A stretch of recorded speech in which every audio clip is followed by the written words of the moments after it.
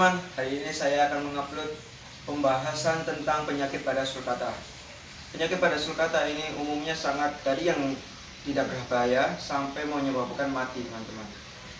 Oke, penyakit yang pertama, paling umum dan paling sering dialami oleh penghobi sulcata, yaitu flu atau pilek, teman-teman. Flu pada sulcata ini disebabkan karena kandang kalian kotor, kurang dijemur, terus suhu di kandang kura-kura kalian itu di bawah 27 derajat Celcius. Untuk ciri-ciri sulcata yang pilek atau flu, teman-teman bisa lihat di bagian hidungnya. Di bagian hidungnya sini nanti, kalau kura-kuranya pilek itu terdapat seperti tersumbat ya, seperti tersumbat. Terus yang paling parahnya itu ada gelembung pada hidungnya, teman-teman. Untuk cara mengobatinya cukup mudah, teman-teman. Asalkan telaten ya. Yang pertama, teman-teman sering jemur antara pagi jam 9 sampai jam 10. Karena pada jam ini suhu pada matahari panas, agak panas tapi membawa kalsium vitamin D. Yang kedua, jika malam hari teman-teman menggunakan lampu pijar untuk menetaskan telur ayam yang wattnya 13 watt, teman-teman. Kenapa kok malam-malam harus dikasih lampu pijar? Karena dia kan flu, otomatis dia kedinginan ya. Jadi teman-teman harus menstabilkan kandang sulcata. Yang ketiga, cara mengobatinya. Untuk teman-teman yang memiliki lebih dari satu sulcata, kalau bisa itu pisahkan yang sakit dengan yang sehat. Karena penyakit pilek ini dapat menular pada sulcata yang sehat. Oke, penyakit yang kedua. Penyakit yang kedua adalah Bladderstone atau bisa dipanggil BS, teman-teman. Pada penyakit Bladderstone ini sangatlah berbahaya untuk sulcata kalian karena dapat menyebabkan kematian, teman-teman. Untuk penyebabnya sulcata yang terkena Bladderstone ada antara lain. Yang pertama, dia terlalu banyak direndam. Kenapa kok terlalu banyak direndam menyebabkan Bladderstone? Ini pengalaman para kiper ya, atau biasa teman saya kasih saya ilmu untuk jangan merendam sulcata terlalu sering atau biasa 2 kali sehari saja. Oke, kita kembali ke topik tadi ya.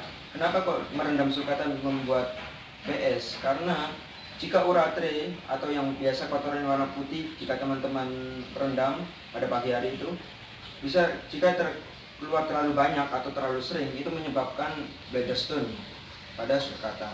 Yang kedua, penyebabnya adalah dehidrasinya sulcata kalian, teman-teman. Untuk memberi minumnya cukup simpel ya, teman-teman. Bisa di saat rendam atau bisa kalian kasih buah-buahan seperti yang berair seperti semangka, teman-teman. Yang ketiga, penyebabnya adalah kurang dijemur. Ini paling sering, teman-teman. Biasanya kalau kiper kita yang sibuk atau kurang ada waktu ya, teman-teman bisa menggunakan lampu UVB, teman-teman.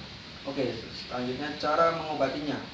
Cara mengobatinya pada Bladderstone pada sulcata itu, jika kalian melihat atau mengetahui ciri ini pada hari ke-1, hari kedua, teman-teman langsung rendam dia pada matahari jam 9 sampai jam 10.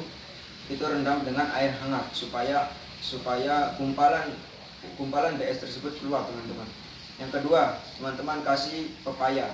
Karena pepaya dapat melancarkan pencernaan pada sulcata kalian. Yang ketiga, teman-teman tetap jemur ya, teman-teman. Oke, ciri-ciri pada sulcata yang terkena Bladderstone. Jika Bladderstone ini parah, kura-kura kalian bisa sampai pincang, teman-teman, atau jalannya itu seperti tidak stabil gitu, teman-teman. Terus yang kedua itu dia akan sering diam atau tidur karena dia sakit, teman-teman. Di dalamnya itu sakit. Terus untuk mengobatinya ada 1 kali lagi, teman-teman. Itu teman-teman kalau ingin mengetahuinya, itu ronsen di dokter hewan atau rumah sakit hewan, teman-teman. Jika gumpalannya terlalu besar dari anusnya, teman-teman, itu harus dioperasi. Jalan satu-satunya, teman-teman. Tidak bisa lagi kita menggunakan cara alami, teman-teman. Oke, penyakit yang selanjutnya. Oke, penyakit yang ketiga, MBD atau metabolic bone disease, teman-teman. Pada penyakit MBD ini, dia menyerang pada sisi karapas dan plastron atau sisi tangan atas dan bawah, teman-teman. Penyebab dari MBD ini sekali lagi adalah kurang dijemur. Yang kedua, kurang pemberian vitamin G pada sulcata kalian. Dan yang ketiga, kurang pemberian kalsium teman-teman. Untuk ciri-ciri sulcata kalian yang terkena MBD itu gampang dikenali ya teman, gampang diketahui. Yang pertama, pada karapas ini bila kita tekan sedikit dia akan seperti lembek teman-teman, dia lembek sekali. Terus pastronnya juga sama teman-teman, pastronnya juga sama, dia akan lembek. Dan yang kedua, ciri-cirinya dia akan cenderung diam atau tidur dan nafsu makannya menurun. Cara mengobatinya teman-teman bisa jemur setiap pagi, terserah jam 8 sampai jam 10, jam 9 sampai jam 10. Yang penting jangan terlalu siang teman-teman, kasihan katanya. Yang kedua teman-teman beri vitamin pabrik atau biasa terjual di toko-toko reptil, atau kalau kita jauh di tempat kita dari toko-toko reptil bisa menggunakan tulang sotong yang biasa untuk burung teman-teman. Oke, penyakit yang selanjutnya piramiding teman-teman. Pada penyakit ini dia menyerang pada karapas sulcata kalian. Beda dengan MBD, dia menyerang bagian karapas dan blasternya. Oke, penyebab dari piramiding ini dia terlalu banyak protein, yaitu misalnya pelet teman-teman. Pemberian pelet terlalu banyak dibandingkan sayur-sayuran. Yang kedua, jarang dijemur teman-teman, jarang dijemur.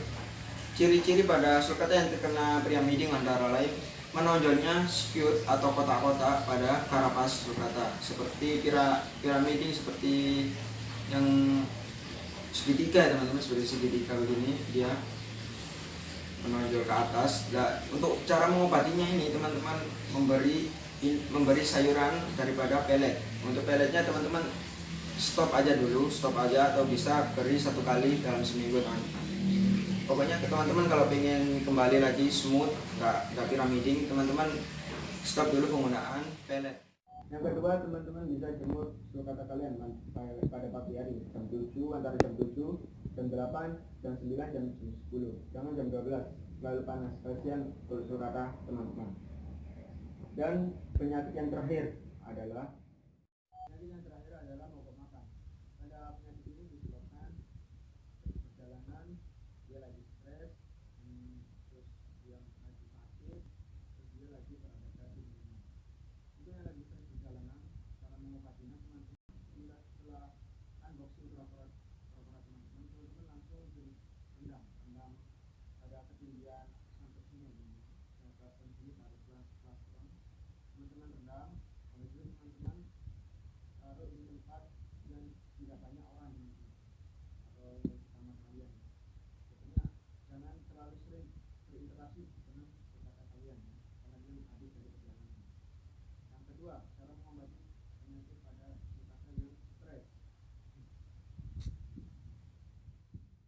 Yang kedua, cara mengobati sulcata yang mogok makan karena stres, yaitu teman-teman jangan terlalu berinteraksi. Seperti yang pertama teman, jangan terlalu banyak berinteraksi dengan sulcata kalian.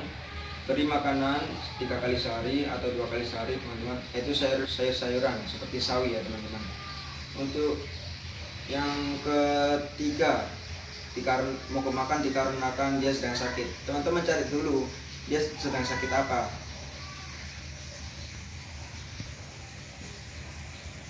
Ya, penyakit yang mogok makan dikarenakan sakit, teman-teman cari dulu dia sedang sakit apa. Ya, otomatis kalau dia sembuh dari sakitnya, dia akan kembali normal makannya. Oke teman-teman, itu tadi beberapa penyakit pada sulcata. Sekian video dari saya dan semoga bermanfaat. Salam Lestari.